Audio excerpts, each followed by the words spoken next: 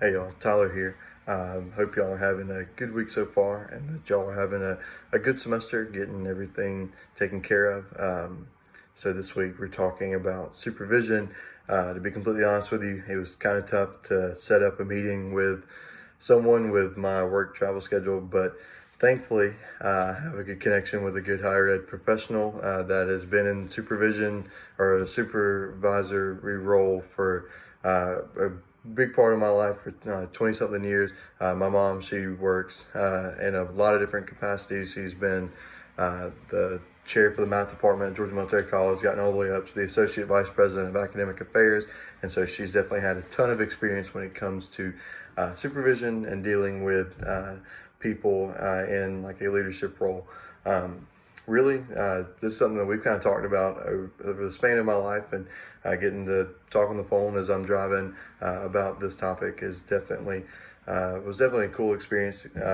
Knowing that obviously leadership is something that everyone can have, but if you want to move up and to get into higher roles, then that is a very important part of it. So, just a few things that she said to me, just her points of wisdom. Obviously, I have a code of ethics. I mean, having good ethics, like we talked about last week, that's a very important part of anything in life, not just a leadership role. But if you have good ethics when it comes to leadership, then you are definitely going to make good decisions. You're going to be able to lead your people well, take care of them, and get the job done and do what you need to do. So having like a good code of ethics is really just where you need to start when it comes to being a supervisor.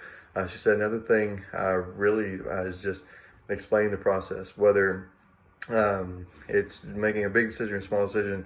If people know the process, whether they love it or hate it, at least they know you thought about it, you tried. And that's the big thing, really being able to relate to the people that you're working with and that you're leading is really the big thing, being able to just show them how it works and kind of talk about it in their language so that they feel appreciated, that they know that you put a little bit of thought into it is very important. And so just making sure that you're a good, fair code of ethics and really just working with your with the people that are working for you is the biggest thing, making sure that they feel heard and that you take them into consideration, because a good leader is only as good as the people that work for them. So you want to make sure that everything is taken care of, that those people are taken care of, and that you treat them well. And those are really the big things that she told me, and stuff that, like I said, I'd heard all along. And so it was just good to kind of reinforce it. Just a good reminder for me with everything that we're talking about and everything we're reading in the chapters between last week and this week. I hope you'll have a good rest of your week, and we will talk again soon.